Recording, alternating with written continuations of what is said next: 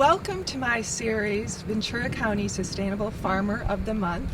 And today I'm here in beautiful, sunny Santa Paula, California with the CEO, Harold Edwards of Limoneria. Hi.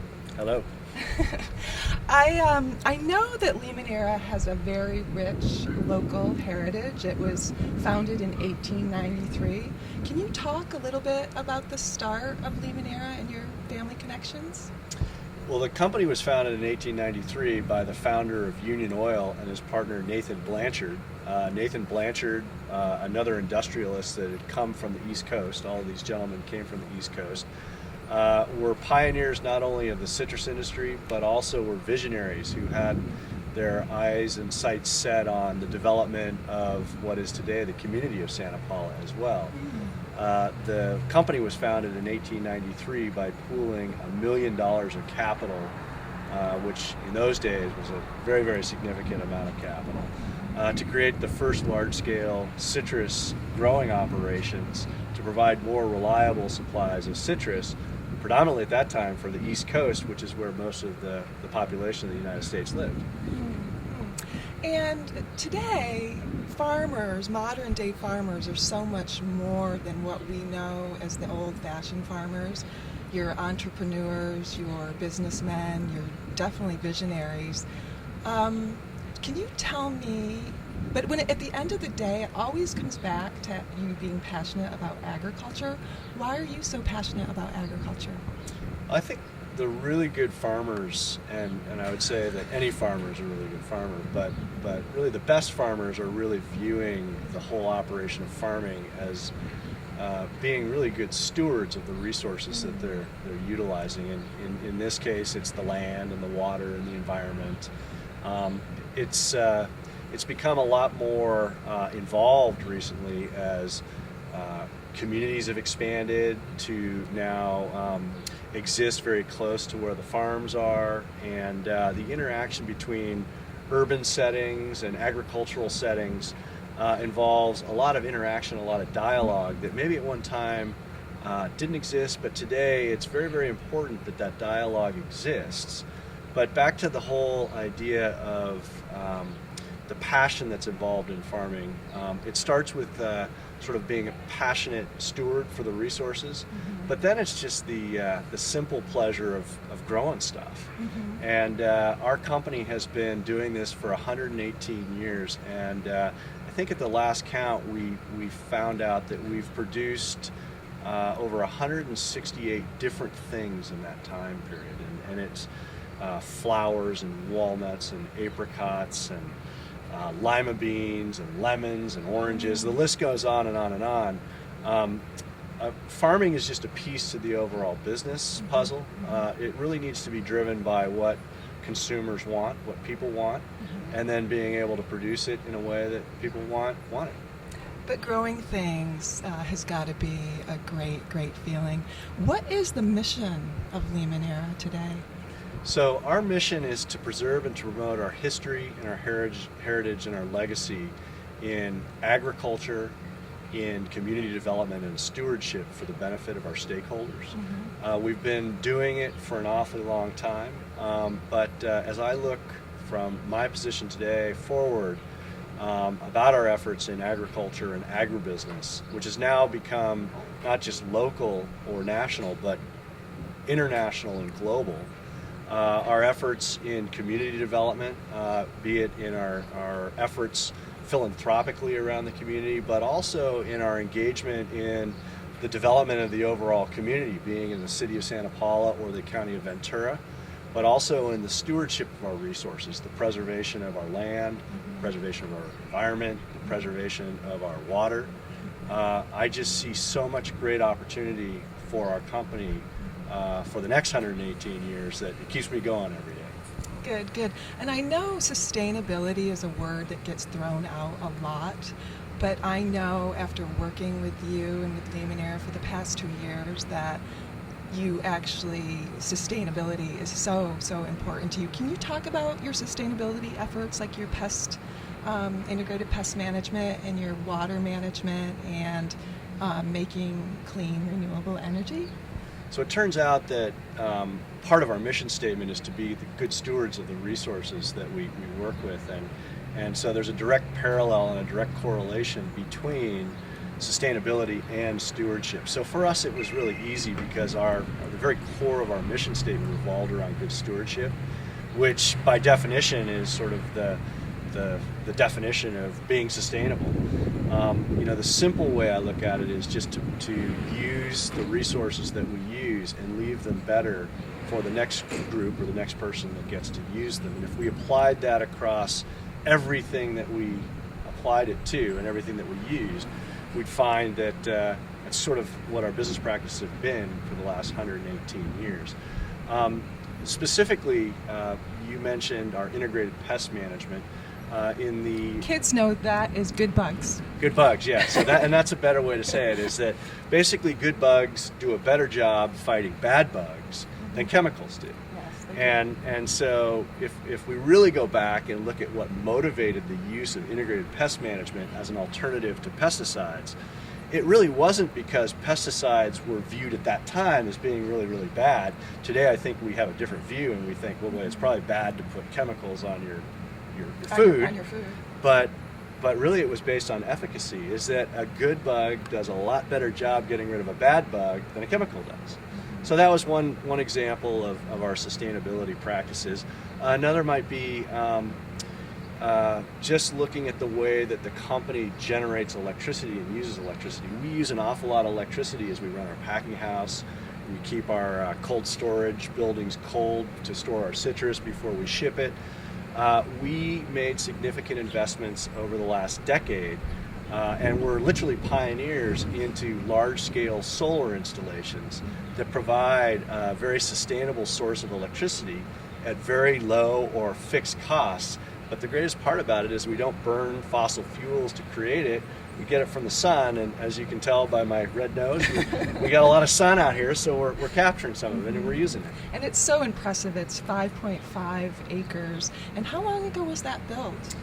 We started the project about 5 years ago, and it took an awful lot of sort of paper shuffling to put the project together. But once we actually implemented it, we're in our third year of operation. We've just been ecstatic about the results so far. It's been an exceeds expectation in terms of not only how much electricity we're able to create each year, but the cost of that electricity.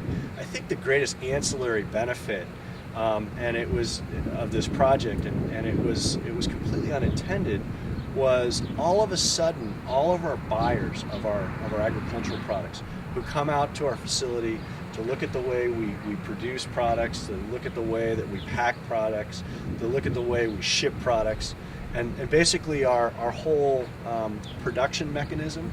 When we bring a customer out and we show them our solar facility, they instantly understand that we're not just talking the sustainable talk, we're really walking that walk. And we don't run around making a lot of noise about it, because for us it's just part of our mission of being good stewards. But it really is powerful and ultimately really helps us sell the products that we're trying to sell.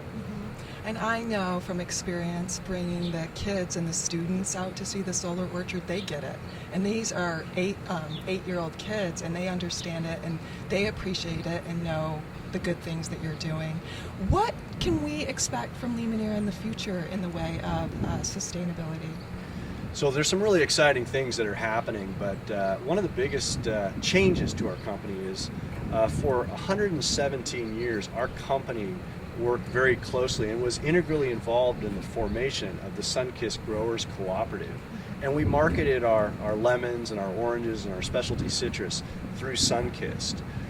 Recently, we discovered that being able to link a customer directly to our own trees gave us what we believe is a real ability to differentiate ourselves in the marketplace, to make a difference to a consumer, to say, hey, maybe that lemon grown by Limoneria is a lemon I want to buy in a way that really was relevant and significant. And so we held our breath and sort of hoped for the best and decided we would begin to market and sell our products directly about a year ago. And as we did that, we've been very, very pleased and very excited about the response that our customers are giving us. in terms of the value proposition that we provide, not only in the way that we produce our products, the way we handle our products, but also our involvement with our employees, the way we interact with our community, and the way that we just generally view our resources as good stewards. And we're able to, just in a very slight way, differentiate ourselves in the marketplace.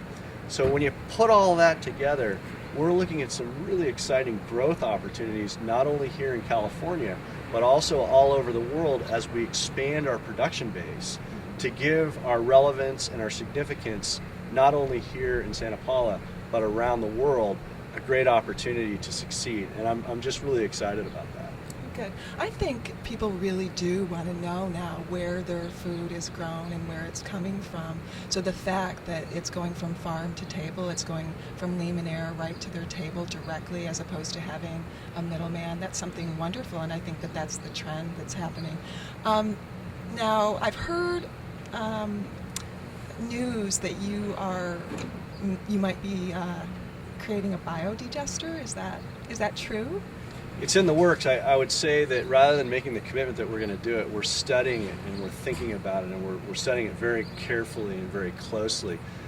It's moving along in a way that I would say is very positive, and it's very similar to how we actually got involved with our solar investments.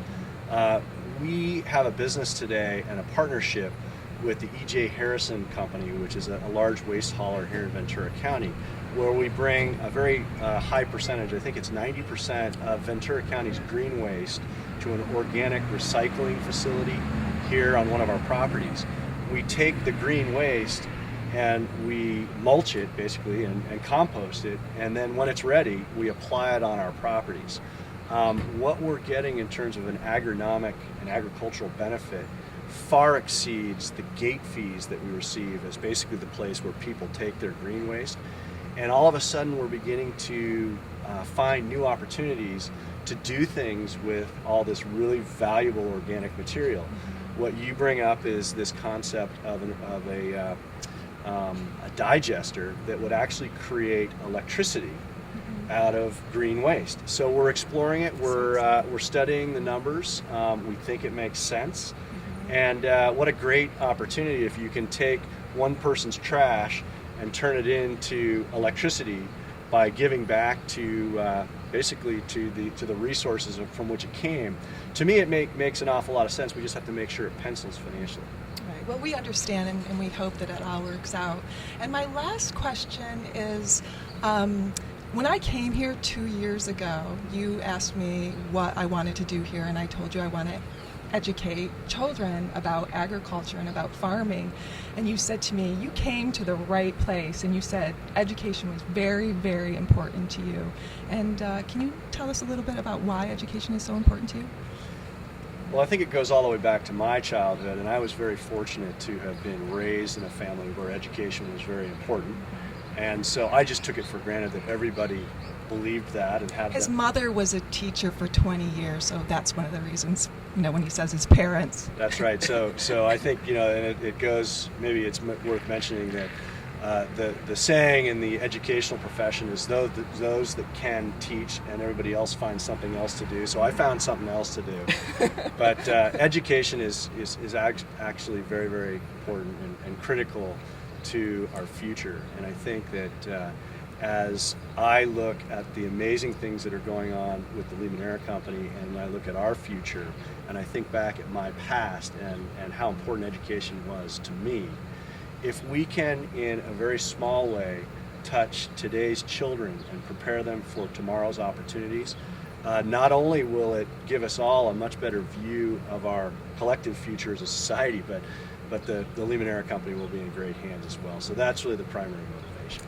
Well, you just said if we touch one child, and I know you've already touched several, because every time I take the students through and I take the teachers through, they are so appreciative, and they have told me that one of their best memories of the school year was coming here on a field trip. So thank you so much for providing your beautiful ranch to all the kids in Ventura County and to me, and thank you for today. Thank you.